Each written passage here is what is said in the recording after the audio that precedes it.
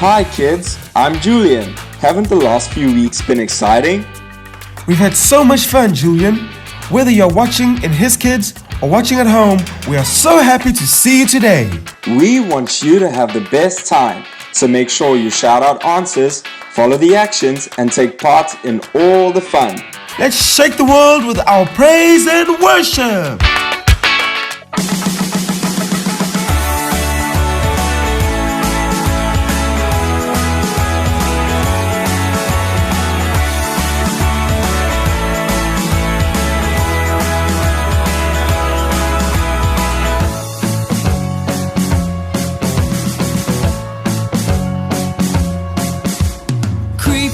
Creep in the dark, fear comes to blow out all your lights.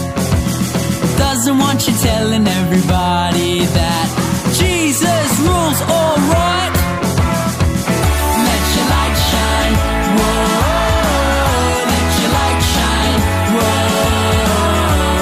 Let your light shine and let Jesus shine through you.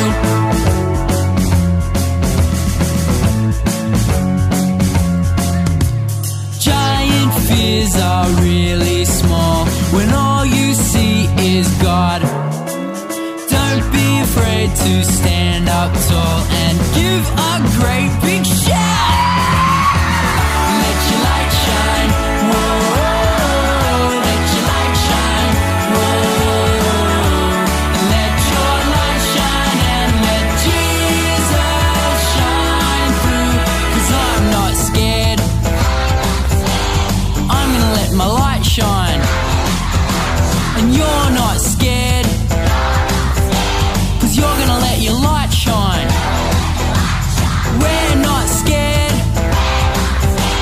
we're gonna let our light shine. 'Cause Jesus is Lord, and He's gonna let His light shine. You ready? You see it? Let your light shine, whoa. Let your light shine, whoa. Let your light shine and let Let your light shine, whoa. Let your light shine, whoa. Let your light shine and let Jesus shine through you.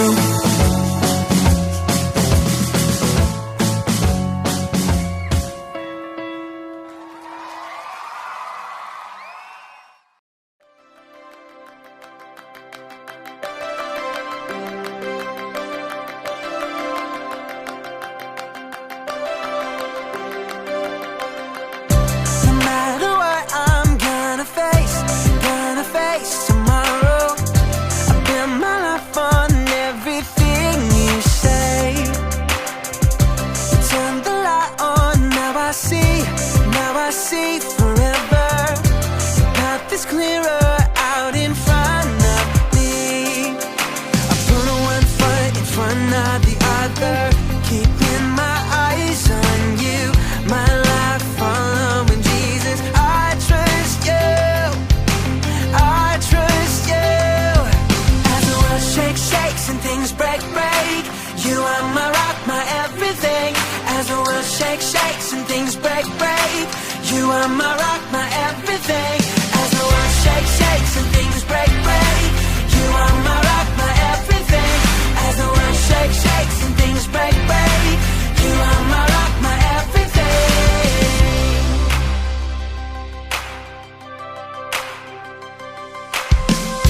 No matter what I'm gonna face tomorrow. I build my life on everything you say. Turn the light on, now I see forever. The path is clearer out in front of me. I put one foot in front of the other, keeping my eyes on you.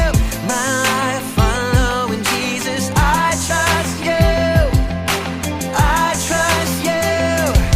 As the world shakes and things break, you are my rock, my everything. As the world shakes and things break, you are my rock,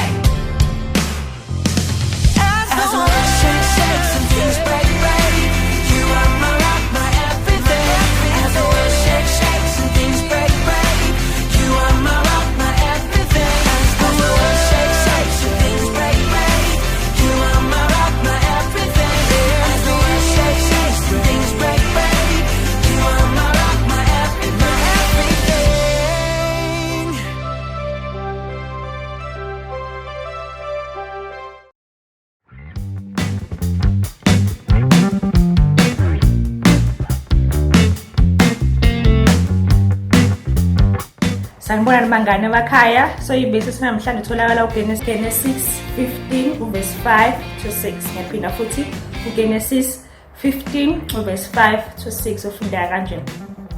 Wamphumisela ngaphandle wathi, bheka ngasezulwini, ubale izinkanyezi uma ungazibala. Wathi kuye, kuya kuba njalo inzalo yakho. Verse 6, wakholwa kuJehova wambalela lokhu kwaba ngukulunga. Lelo verse itholakala uGenesis 15 verse 5 to 6. Ngiyabonga.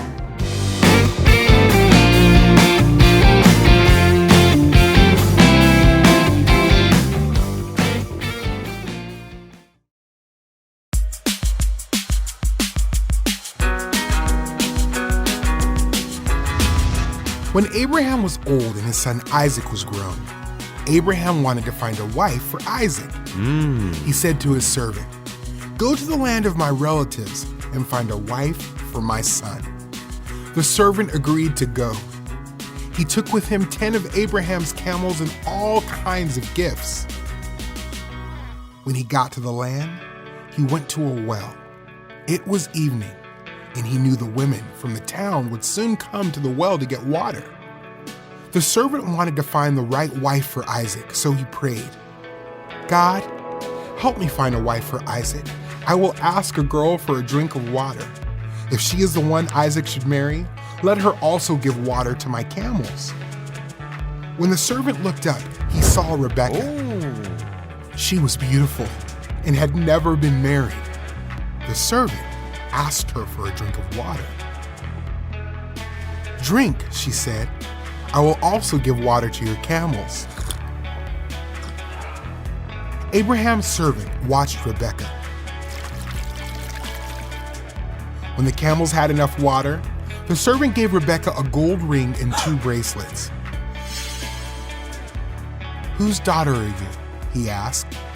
Rebekah said, "I am the daughter of Bethuel." The servant asked to stay at her father's house. Then the servant praised God for providing a wife for Isaac. Rebekah ran home and told her family what had happened. Rebekah's brother, Laban, invited Abraham's servant into their home. The family set a meal before the servant, but he did not want to eat. "First, let me tell you why I am here," he said. The servant told them about Abraham and Isaac and how God showed him that Rebekah should be Isaac's wife. Rebekah's family believed that God wanted Rebekah to be Isaac's wife. The servant brought out gifts for Rebekah and her family. The next day, Rebekah went with Abraham's servant to the land of Canaan. In the evening, Isaac was walking in the field when he saw the camels coming. Rebekah got down from her camel and covered herself with her veil. The servant told Isaac everything that had happened. Isaac married Rebekah and loved her. God provided Rebekah as a wife for Isaac as part of his covenant to bless the whole world through Abraham's family. One day, Jesus would be born into Abraham's family as the promised Savior.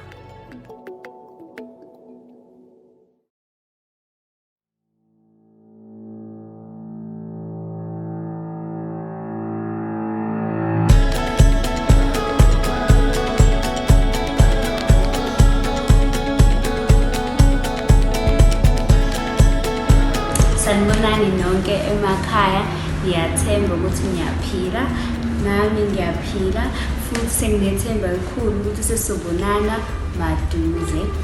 Indaba yethu yanamhlanje itholakala lapha kuGenesis. Kodwa ngaphambi kokuba siqale indaba yethu bengisacela ukuthi sithandaze. Baba, siyabonga ngothando lwakho, siyabonga ngomusa wakho, siyabonga ukusigcina, siyabonga ukusivikela, siyabonga ukuba nathi ikhathi zonke. Siyabonga. Namanje Nkosi sisilapha sisazozwa izwi lakho, sicela uzule ingqondo, uzule amadlebe, sikuzwe ukukhuluma nathi igama kaJesu Kristu waseNazaretha. Indaba yethu njengoba sengishilo ukuthi itholakala lapha kuGenesis. Le ndaba ikhuluma ngo-Isaka noRebeka. Okay, ngaphambi kokuba ngikhulume ngo-Isaka noRebeka, ngizokuxoxela nje kancane ukusuka kwale ndaba. U-Isaka uzalwa u-Abraham. U-Abraham ngithemba ukuthi siyamazi sonke. U-Abraham kwakuyindoda esikhule kakhulu nonkosikazi wayo, kodwa-ke uNkulunkulu wabathembisa ukuthi u-Abraham uzoba ubaba wezizwe, hhayi isizwe nje kodwa izizwe. Ngalokho-ke kwabanzimana ukuthi bamkholwe uNkulunkulu ngenxa yesimo sokuthi babe sebadala.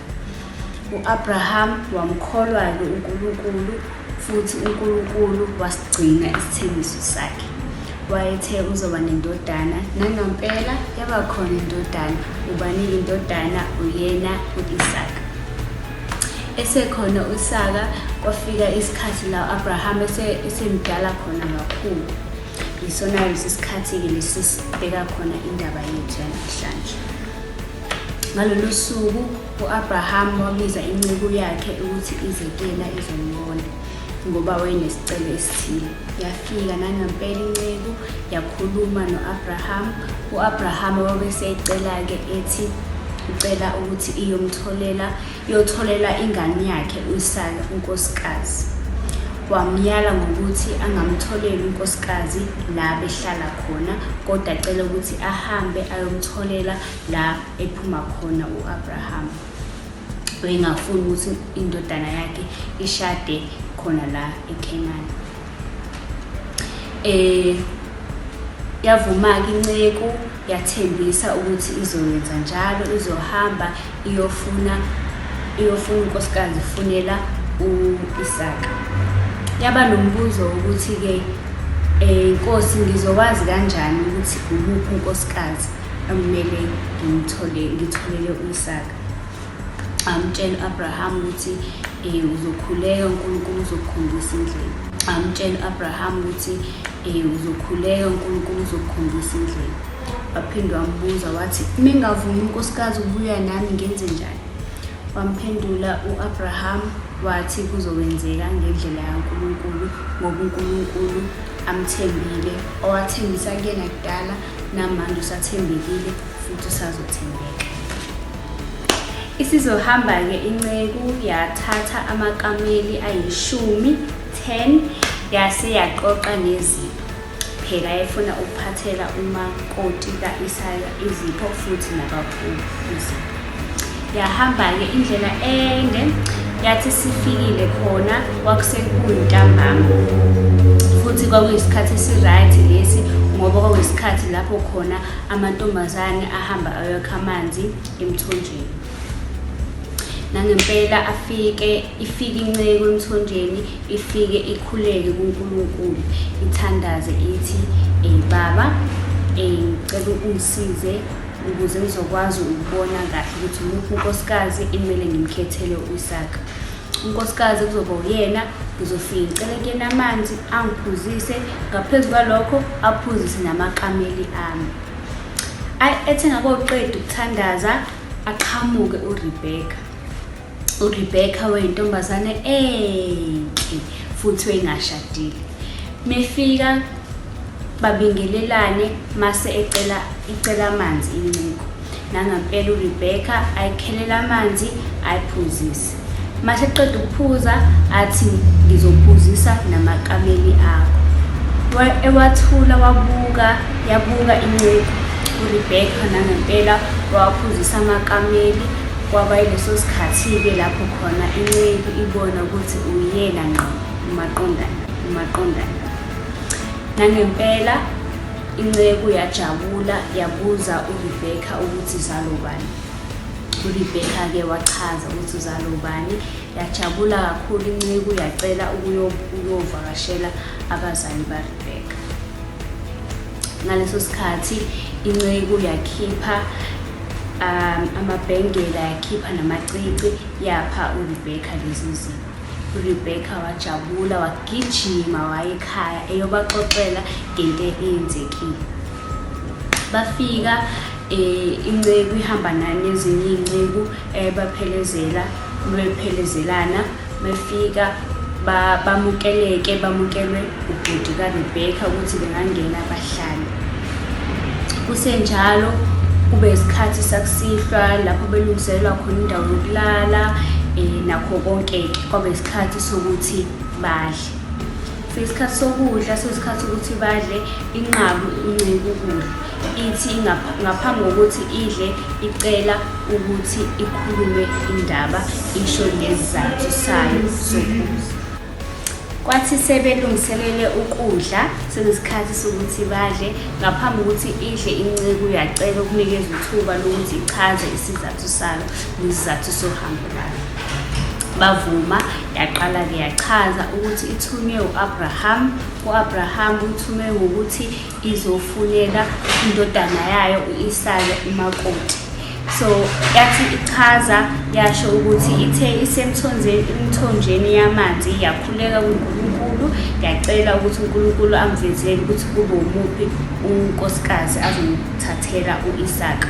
Nangempela umkhuleko wakhe waphenduleka ngoba wekhuleka ukuthi umuntu uzofika amupha amanzi mase phinde futhi aphe namakameli akhe amanzi.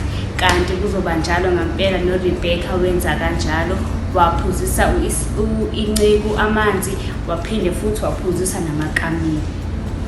Kwakuqonda naye okunjalo.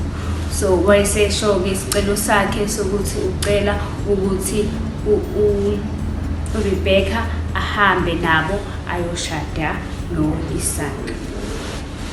Abazali-ke bavuma, basho ukuthi bayakholwa ukuthi konke lokhu kuvela kuNkulunkulu, angeke baze baphikisane nakho. Kwavuka lafika usuku olukhulu lapho khona inceku ya-Abraham kumele ibuyele emuva, ibuyele nempendulo, phinde futhi ibuyele emuva nonkosikazi. Bakhuluma-ke inceku nabazali baRebecca, baba nesicelo sokuthi sacela uvumele uRebecca ahlale nathi isikhashana. Inceku yabatshela ukuthi iyacela ukuthi ingabanjezelwa ngoba kuphoqelekile ukuthi ibuyele emuva nempendulo. Base bathi abazali sibesacela ukuthi uRebecca ayikhulumele yena, ayishilo yena ukuthi engafitha ukuthi kwenzakaleni. Nangempela bambiza uRebecca eze mase beyambuza-ke umbuzo, ungathanda yini ukuhamba nale nciko? Avuma uRebecca athi yebo, ngingathanda ukuhamba. Nangempela uRebecca ahamba nale nciko, bephindele emuva-ke manje ku-Abraham naku-Isaka. Besahamba futhi kude nje u-Isaka abone amakameli ebuya. Mase babonile ngenkathi besondela noRebecca abone u-Isaka, mase eyabuza ukuthi ubani loya. Iphendula inceku imtshela ukuthi u-Isaka. Nangempela uRebecca dilike kwikameli, bahlangana no-Isaka, babingelelane, bangene ngaphakathi etendeni. Ngokuhamba kwesikhathi bashada. Ekushadeni kwabo u-Isaka wamthanda kakhulu uRebecca, baphila kahle. La sifunda ukuthi uNkulunkulu uyazigcina izithembiso zakhe ngazo zonke izikhathi. Lesi sithembiso wayesenze ku-Abraham ubaba kaIsaka, emthembise ukuthi uzoba ubaba wezizwe. Nangempela sesiyabona uqala kwenzeka. Nawe funda ukuthemba uNkulunkulu ngaso sonke isikhathi. Methembisile umthembe ukuthi uzoyigcina izithembiso zakhe. Kumele sihlale sazi ukuthi uNkulunkulu akayena umuntu ukuthi engajika, akayena umuntu ukuthi angaqamba amanga. Methembisile uyayigcina ngempela izithembiso zakhe. Ngiyathenga ukuthi nijabulela indaba yethu namhlanje, uzokwazi ukuthi uxoxele uma nobaba ukuthi uzweni, phela futhi xolisi wakho nodade wakho nabangani bakho esikoleni. Phela sesiyaya ezikoleni, baxoxele ukuthi wena ufundani uma usekhaya ngamasonto. Nisale kahle, sizobonana maduze. Bye. It's quiz time. Remember to shout out the answers if you know what they are. Are you ready? Sanibonani futhi sengiphinde ngabuya manje ke sengibuye nemibuzo futhi ngiyazi ukuthi uzoyiphendula kahle ngoba wena kade ulalele indaba yonke. Umbuzo wami oqala uthi ke obani laba ede sikhuluma ngabo kule ndaba? Obani laba kade sikhuluma ngabo kule ndaba? Noma ungangipha amagama amabili nje. Ngizolinda impendulo yami. Ngizolinda. Yebo. Impendulo ithi uRebecca noIsaka. Yebo, ngiyabonga uphendule kahle. Umbuzo wami wesibili uthi ubani ubaba kaIsaka? Ubani ubaba kaIsaka? Ngizolinda impendulo yami. Ngiyazi ukuthi ngakwazi ukuyiphendula. Yebo, ubaba kaIsaka uAbraham. Uphendule kahle, ngiyabonga. Umbuzo wami wokugcina owesithathu uthi inceku yaAbraham yathatha amakameli amangaki? Inceku yaAbraham yathatha amakameli amangaki? Yebo, yathatha amakameli awu-10 ayishumi. Ngiyabonga uphendule kahle impela. Nisale kahle emakhaya. Sithemba ukuthi sizobonana maduze. Bye. Remember that if you don't have the exact same things as in the video, you can be creative by colouring in blank paper the colour that you need, using scissors to cut things to the shape you need, and finding other things that might help you.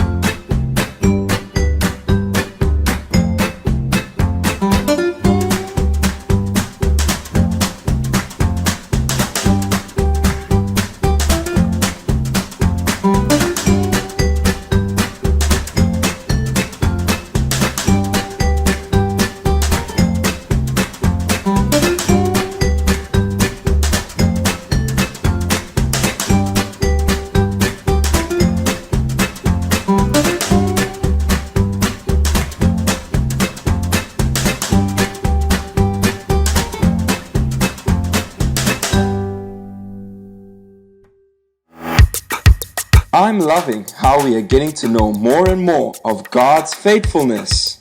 Me too. There are some incredible stories that show us this. Remember that if you want to join us in His Kids, ask mom or dad to book your spot. See you next week. Bye. Bye.